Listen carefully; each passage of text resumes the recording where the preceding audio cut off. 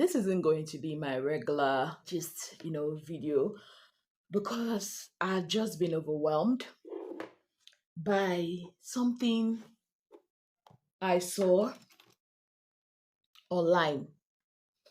So yesterday, guys, I was going through Twitter and I came across a post. In fact, before yesterday, I came across, the different posts of people, laughing and dragging this Twitter influencer, or also known as a banger boy. Those people that tweet stuff to drag celebrities and all that.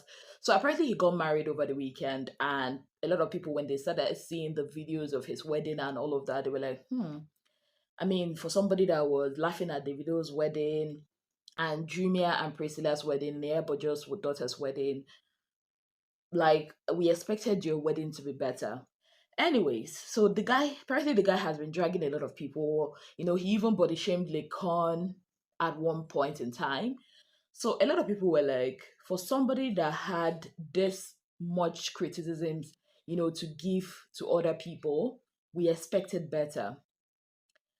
Then yesterday, right, a video of his wife doing her makeup was released by the makeup artist. I think this was on Instagram, and somehow it found its way to Twitter, and people were like, what is this? So apparently, during the makeup session, this babe had one of her eye, like a black eye, like, when somebody beats somebody in the eye. Hmm. And people started asking questions in the comment section on Instagram. And the makeup artist had to switch off the comments because the comments were really, not good. Some were busy suggesting, some were saying, was she beaten? What happened? The makeup artist, had to do a follow up post to say that, the bride had an accident before the day of the wedding, blah, blah, blah, blah, blah. Now, when this came on Twitter, a lot of people were like, they don't believe that story. That this doesn't look like an accident. This actually looks like she was beaten. Now, this opened the kind of worms on Twitter. And a lot of people started, giving a lot of makeup artists and people that worked or works with weddings and wedding ceremonies started saying a whole lot of things that was so scary to me, my people. So this makeup artist came out and said that, well, she has experienced grooms or groom to be or husbands to be, whichever one we call them, being abusive to their brides to be on the wedding day in her presence. And sometimes some of her brides come to her chair on their wedding day with either a black eye, a purple eye, or a bruised face, which she had to spend hours upon hours, covering. A lot of makeup artists were confirming this thing. People of God, I was scared. As if that wasn't enough. Even MCs. One MC came out to say, a very popular MC, he said there was this wedding that he literally had to physically hold the man from beating up his bride on their wedding day. Some said that the groom was even cursing out the bride on her wedding day. My people, I'm not like, why do people marry their enemies? Why do we marry people that hate us? Because the thing is mind-boggling to me. Somebody hits you in presence of your bridesmaid and everybody called you names. You still go ahead to say I do at the altar. My people, as if that wasn't enough. Today I was scrolling on TikTok and I came across a story that gave me chills inside my bone marrow. This is a story of a hair vendor. I don't want to call her name. She left the marriage anyways, and she was telling her story. Apparently, this had happened last month, June. Things I read and heard. So this babe was married, right? Even from the wedding, the guy said that he would not pay a dime for her makeup for her bride. I'm like, okay, I think some people do that. Yeah. The guy even called her stupid in presence of her family members. The phone was on speaker. I'm trying to summarize everything. Even when she got pregnant in the marriage, the guy, said, like he didn't even care.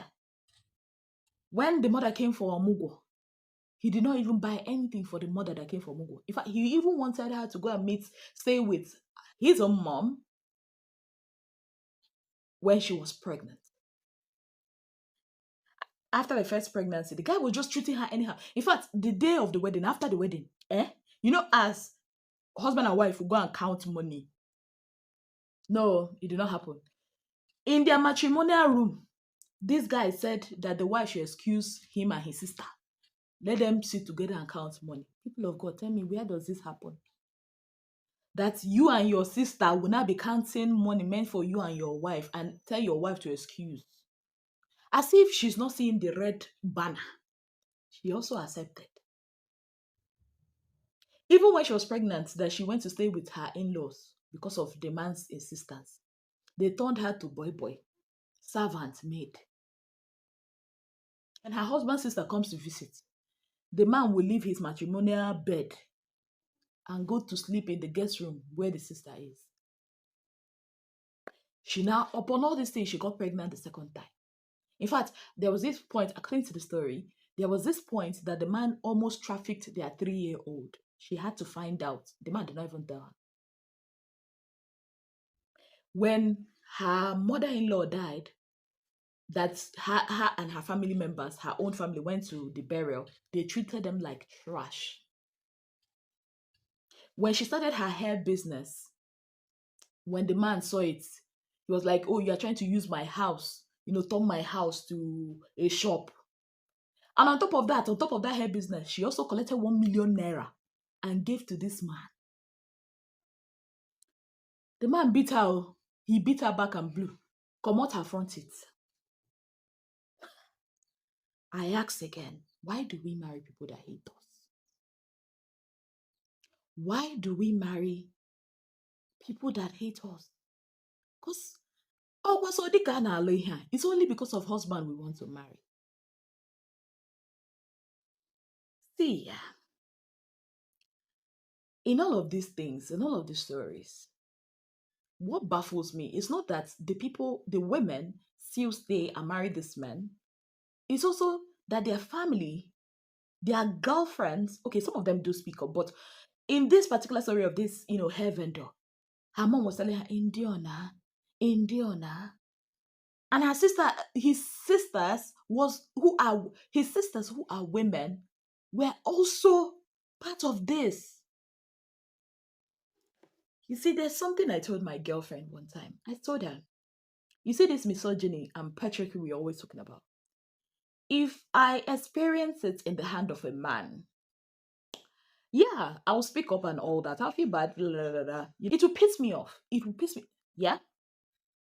But when I experience patriarchy and misogyny in the hands of another woman, my fellow woman, that one breaks my heart. It doesn't even hurt as much as when I experience it with the guys. Because you're a woman, you understand the plight of women. It's really sad. Like, a lot has been going through my mind. I'm like, is marriage that's, is it the numero uno? Is it the alpha and the omega? Like, yeah, I'm a lover of love. I love love. I love beautiful things. I love to love. I love to see people in love.